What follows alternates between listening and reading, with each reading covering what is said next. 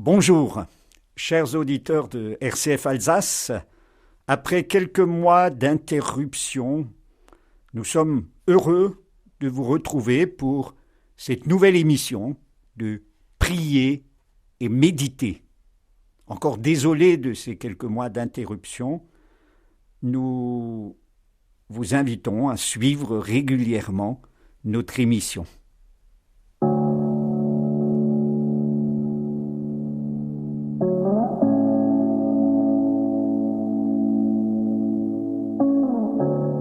Prier et méditer avec foi et mission sur RCF Alsace.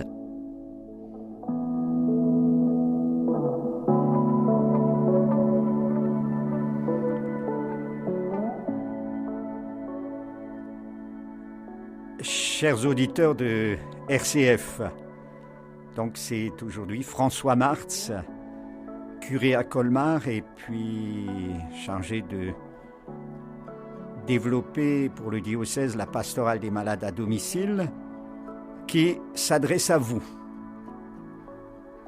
Prier et méditer. Méditation. Les mots n'ont pas toujours la même signification. Ils prêtent parfois même à des confusions, voire à des polémiques. Il en est ainsi du mot méditation. Alors, méditation ou oraison du cœur. Pour certains, la méditation, c'est autre chose que la prière. Pour d'autres, le mot méditation est pris dans le sens de mendication, de mâchage de la parole de Dieu. C'est alors plutôt un exercice de ce qu'on appelle la lectio divina. Aujourd'hui, je vous propose un mot, l'oraison méditative. Il associe la prière et puis cet exercice que l'on peut appeler aussi méditation. Dans cette émission, donc, oraison méditative désigne une méthode d'oraison, donc caractérisée par l'usage d'un mot, d'une courte phrase, qu'on appelle parfois, comme dans la tradition de l'Orient, un mantra, mais qu'on pourrait aussi appeler, comme saint Jean Cassien le fait, une formula, une formule, ou encore comme les pères du désert et la tradition ultérieure, une oraison jaculatoire. Cette répétition du mot sacré, souvent c'est le nom de Jésus, est une pratique christocentrique, ce qui signifie qu'elle est centrée sur la prière du Christ qui jaillit en permanence des profondeurs de chaque être humain. Ainsi, sur cette voie de prière pure, nous abandonnons toute préoccupation, toute pensée, tout mot, toute image. Sur cette voie, nous renonçons à notre moi égotiste pour mourir et renaître à notre vrai moi en Christ.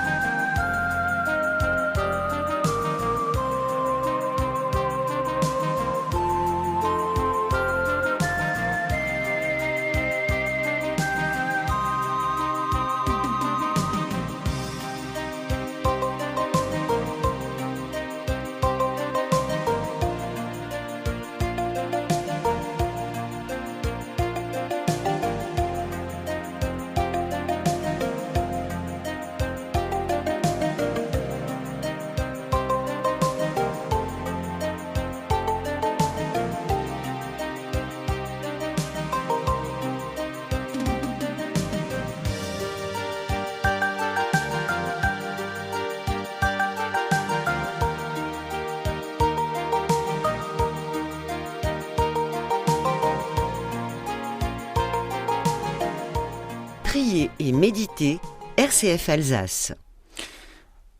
Voilà, aujourd'hui pour cette nouvelle émission, après donc, comme je vous l'ai dit tout à l'heure, quelques mois d'interruption, je vous propose de partir de 3 mots. Centration, décentration, surcentration. Ces mots résument un cheminement spirituel, celui que nous propose dans un certain nombre de ses écrits un des plus célèbres jésuites de l'époque contemporaine. Il s'agit de Pierre Teilhard de Chardin. J'ai eu l'occasion pendant ces mois de confinement de me replonger un peu dans un certain nombre de ses écrits, notamment Le Milieu divin ou d'autres. Centration, décentration, surcentration. Vous devinez bien qu'il s'agit là d'étapes de notre cheminement chrétien. C'est la démarche d'une vie chrétienne et peut-être de toute vie.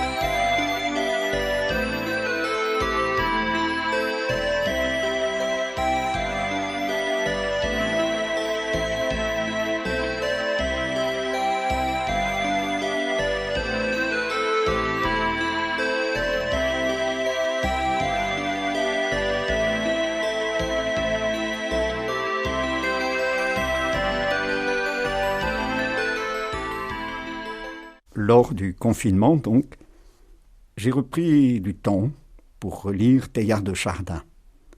C'est un penseur, pour moi, c'est un théologien génial et un guide spirituel. Pierre Teilhard de Chardin est né le 1er mai 1881 dans le Puy-du-Dôme. Il est mort le 10 avril 1955 à New York. C'est un prêtre, jésuite, français, chercheur scientifique réputé, paléontologue, théologien et philosophe. Pour ma part, les 2 œuvres majeures qu'il nous laisse sont Le phénomène humain, une sorte de vision du Christ universel comme centre de convergence de l'évolution, et puis l'autre ouvrage, c'est Le Milieu divin, un ouvrage de spiritualité où il tire des conclusions de sa vision sur le plan du développement de la personne humaine. Dans Le phénomène humain, il trace une histoire de l'univers. En tant que croyant, chrétien et prêtre de la Compagnie de Jésus, il donne un sens à sa foi chrétienne, où l'adhésion personnelle à la vérité du Christ se situe au niveau de la cosmogénèse, non plus à l'échelle d'un cosmos statique, comme l'entendait la tradition chrétienne pendant de longs siècles.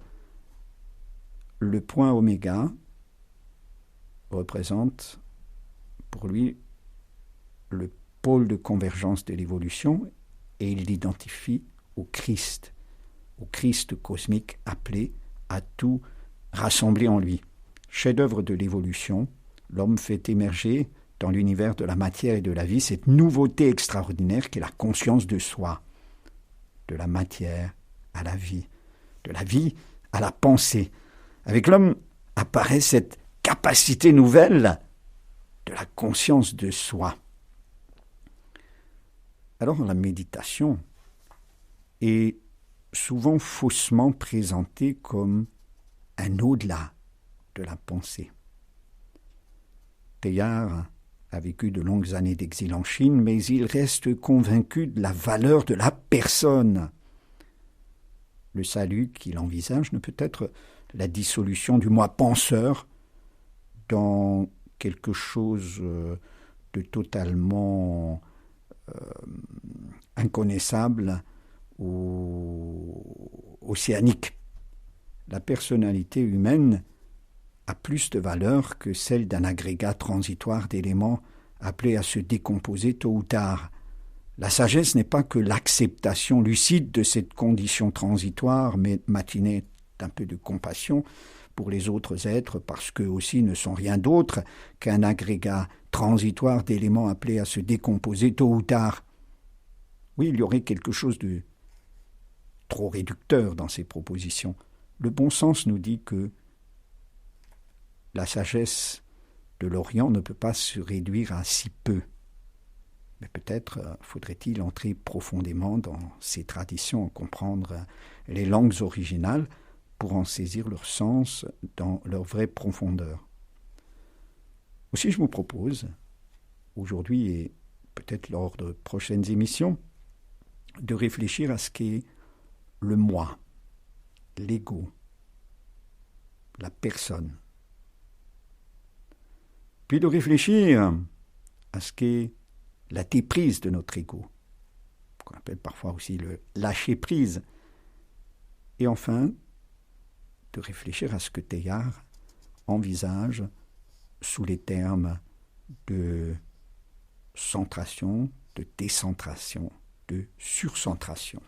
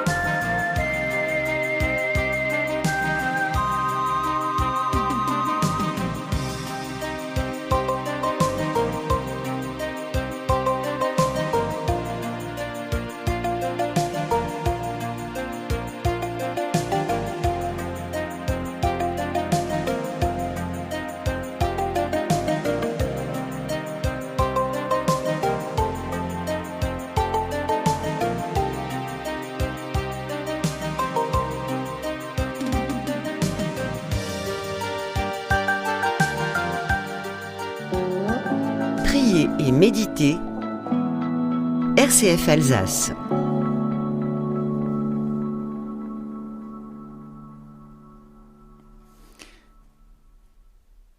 Méditer, si je suis la pensée de Teilhard, c'est donc se centrer, se décentrer, se surcentrer sur le Christ. Tel est le chemin de vie qu'il nous propose dans les derniers chapitres du phénomène humain.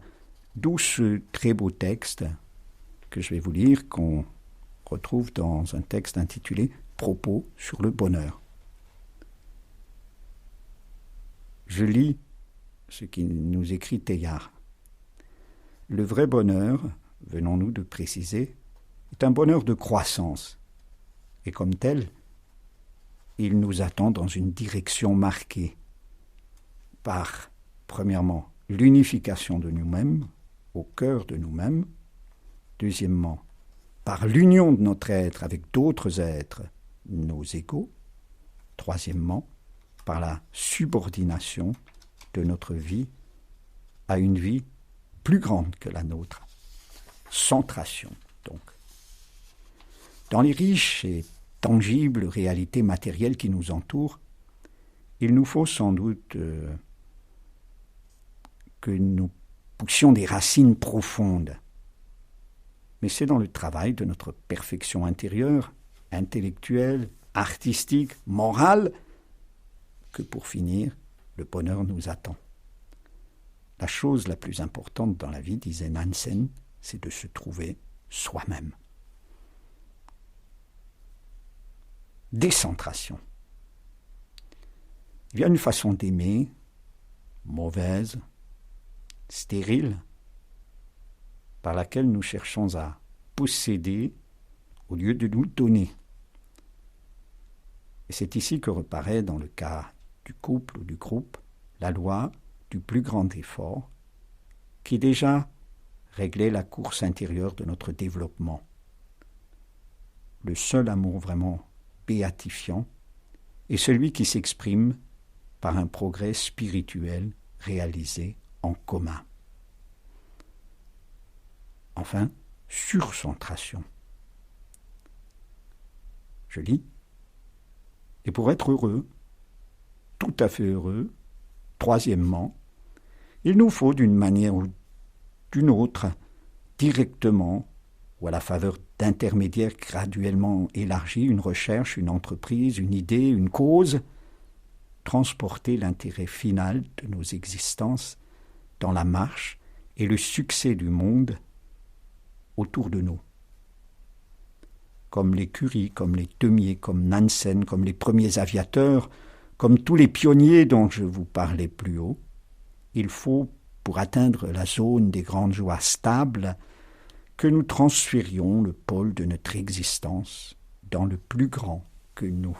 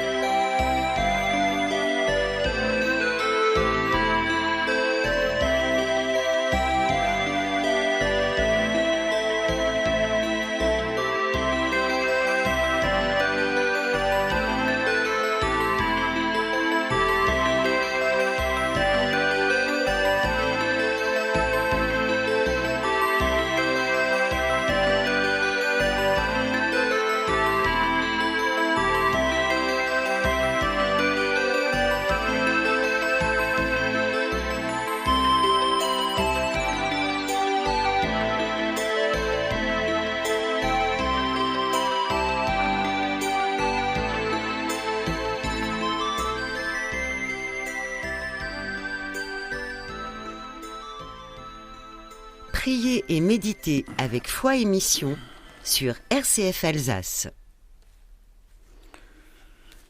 Chers auditeurs, maintenant je vous propose d'entrer dans l'exercice. Je vous rappelle que l'oraison méditative est une pratique christocentrique. Nous nous centrons sur le Christ, sur sa prière qui jaillit en permanence des profondeurs de chaque être humain. Et c'est pour cela que le mot que je vous propose aujourd'hui, c'est Christe Jésus. Christe sur l'inspiration, Jésus sur l'expiration. Alors, cher auditeur, je m'adresse à toi à la deuxième personne maintenant. Je t'invite à te redresser là où tu es, à ton bureau, devant ton ordinateur, coupe-le éventuellement. Que tu sois en position debout ou assise, mets-toi droit. Ta colonne vertébrale doit être bien droite et sans raideur.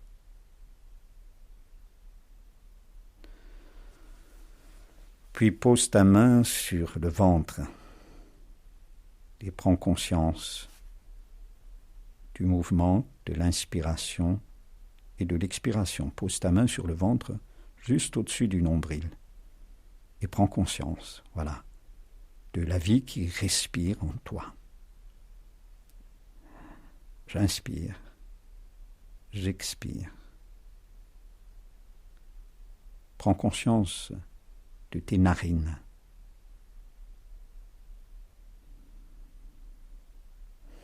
Concentre-toi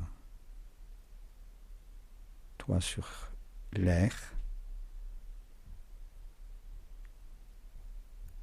qui rentre par la narine droite, puis sens l'air que tu expires par la narine gauche. À chaque inspiration, rends grâce pour la vie reçue qui te traverse. Et puis, laisse venir l'expiration. À chaque expiration, remets tous tes soucis, toutes tes craintes, puis laisse venir l'inspiration. Et puis petit à petit, accompagne ce mouvement par ton mot de prière. Je te rappelle que je t'ai proposé Christe Jésus. Christe Jésus. Christe Jésus. Christe Jésus. Christe Jésus.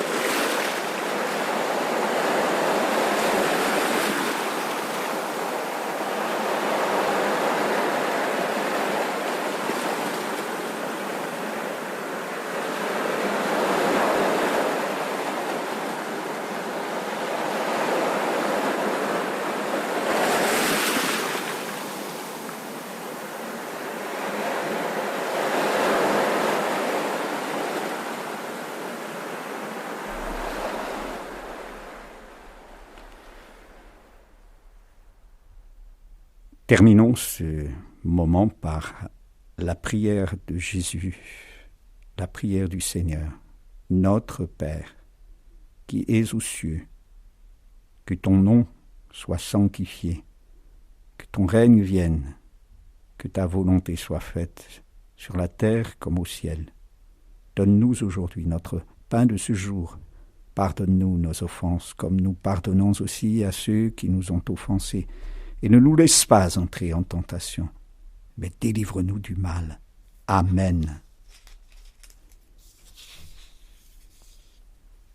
Prions. Père, au milieu du jour, tu nous donnes un temps de repos pour refaire nos corps et nos esprits. Accorde-nous de le recevoir dans la reconnaissance et d'entourer profit pour ton service et celui de nos frères, par Jésus le Christ, notre Seigneur. Amen. Chers auditeurs, au revoir et à bientôt.